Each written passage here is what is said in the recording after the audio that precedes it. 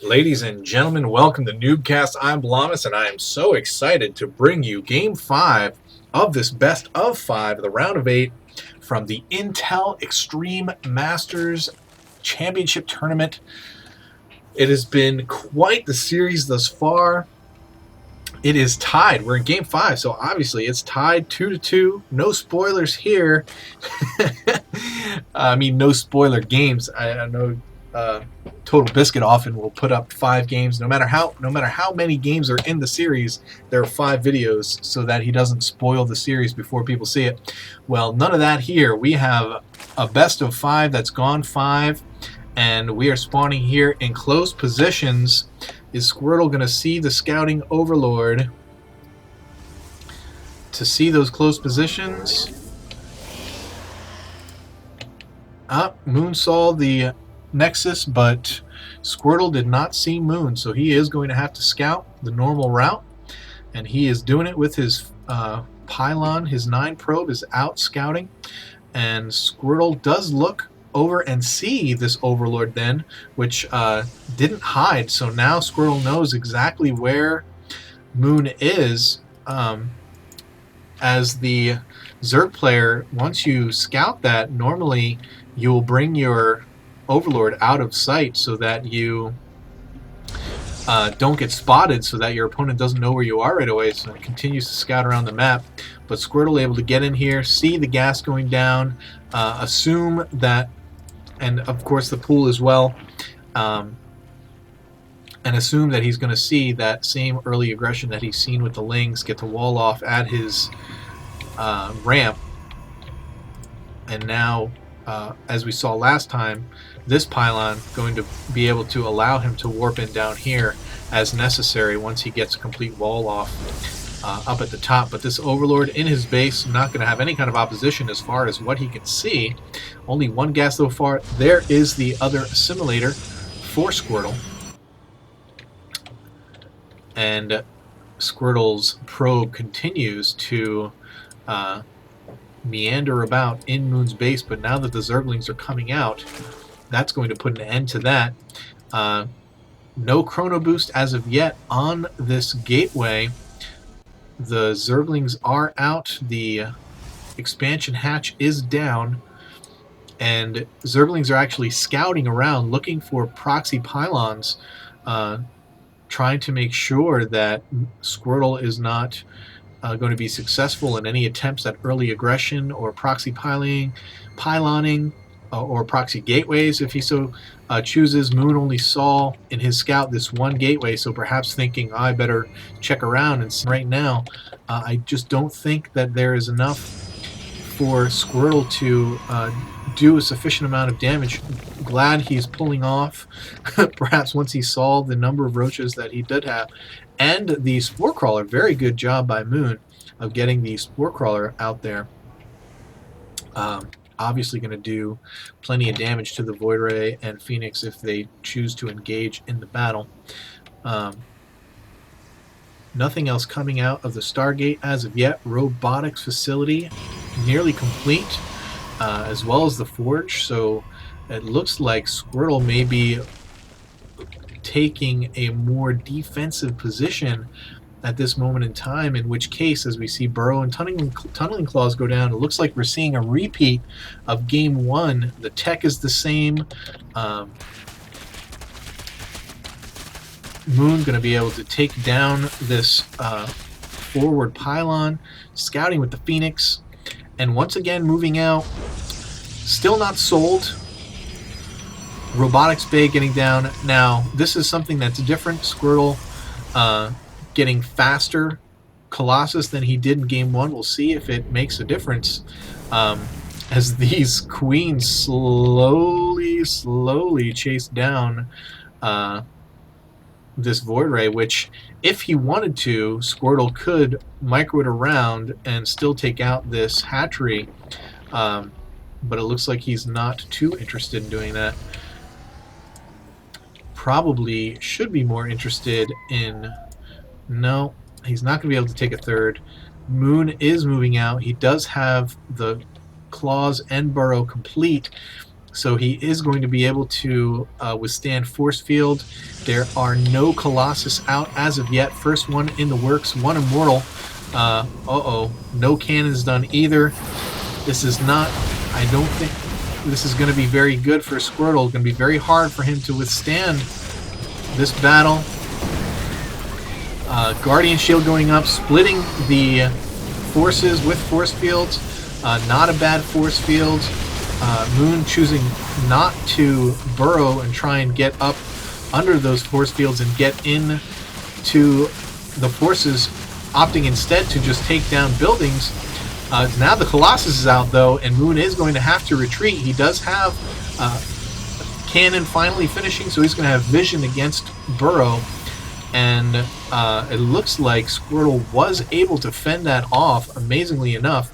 But once again, Moon macroing like a madman. The Void Ray chasing down these roaches, able to kill as many as he wants until he's able to get some anti-air involved. There is the Hydralisk Den is down. It's about halfway if there's any hidden tech. And these Zerglings continuing to do so. Very good scouting by Moon, but not going to check in here, so not going to see this probe. And once that Zergling goes by, Squirtle can pop out some a pylon and perhaps some hidden tech if he so chooses. Perhaps a proxy Stargate. There's a Stargate, no proxy here. So we are going to see that early Void Ray, very likely from Squirtle. We've seen it in a couple of other games. Not to super great effect. We saw in Game 1, Xel'Naga Caverns. The Void Rays were not able to do very much at all, apart from maybe killing a couple of... I mean, as far as the harass, I mean, once Moon attacked, there was some effectiveness since there was only ground forces, but it still was not enough. We do have the Zealot out, now a Sentry out as well. Stargate finished long before the Gateway. That first Void Ray on its way. Proxy Pylon down here on the high ground. Probe coming in to scout and see what's going on. More droning going on for Moon. And no other tech buildings. So now Moon knows that it's just Zerglings, just a spawning pool, no other attack. We have a Zergling out here just sitting and waiting to see what gets warped. What comes out and is going to quickly die to the Zealot. So Moon knows there is potentially some aggression coming. Another Zergling coming in to see what's going on. Going to see the expansion. Nexus is down. Pylon is down. Probably going to see a Forge follow. These units going to quickly go out and dispatch that Zergling. We do have a Roach Warren down for Moon. Where is the Void Ray? There he is, slowly moving around. Killed the Overlord that was scouting for Moon. Second, now a Phoenix coming out. So we have the one Void Ray and followed up by several Phoenix. That has been that's a similar strategy that Squirtle used once again in previous game, though it was not super effective. 3 Queens coming out, plenty of creep. Going to quickly take down this Void Ray if he's not able to get out of there. He is able to escape. Layer tech in the works. Evolution chamber down. The Phoenix is out. Not going to get picked, but he does lose most of his shields. Roaches in force. This is a pretty heavy roach force for this early in the game. Going to very quickly decimate the sentries and take away the force field potential. Not sure I agree with this aggression be done, so it's going to be a little bit so that Void Ray, if he so chose, if he had chosen to, would have been able to kill all of those units, but did break off. And now we have 2 Queens here at the third base, and Moon just macroing like a madman. Roaches coming around, Void Ray going to see them. And so Squirtle is going to know that they're coming. Also going to see the Zerglings come by. Going to be able to kill that group off. Going to get back. Second Colossus take a look at the Army tab. Moon, again, with a 30 food advantage. It seems as though that's all he knows how to do is just, man, just macroing so hard and getting such strong advantages. Just very, very, very good Zerg play from Moon. And it is now just a 10 Harvester lead, a very sizable economic lead. And now the Hydras are out in force and are going to do lots of damage. There are several sentries out, so we are going to see some good force field potentially. Colossus is going to take out the Spore Crawler, not going to be able to engage. And now another Colossus coming out from the back. These Roaches, I'm surprised they didn't try and come in from behind and flank. It's difficult to decide who's going to move first. It looks like Squirtle's going to move first, and he's going to have to unburrow those Roaches, get him out of dodge. Corruptors now on the field.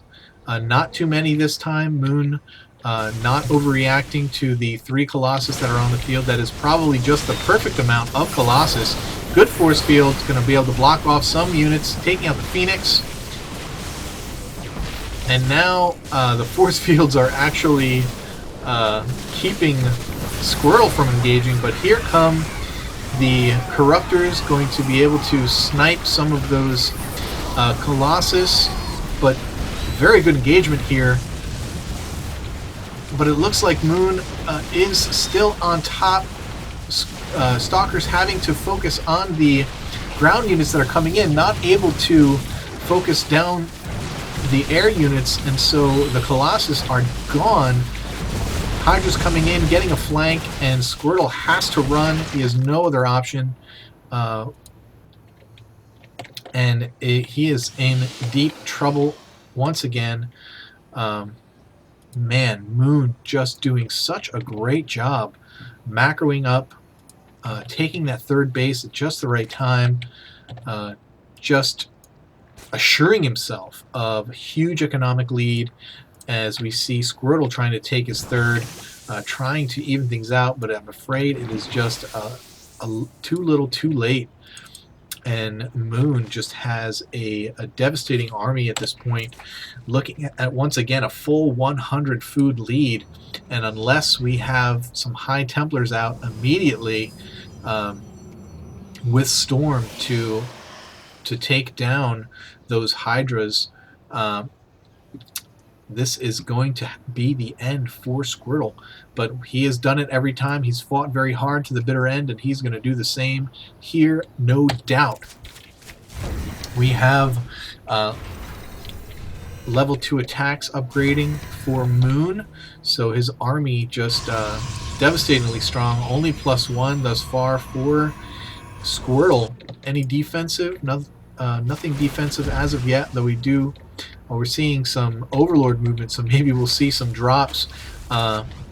Moon just dominating. It's not even close. I'm surprised once again, but Moon taking his sweet time, not engaging, not taking anything for granted here, although he has a huge food lead, a massive army lead, a massive economic lead.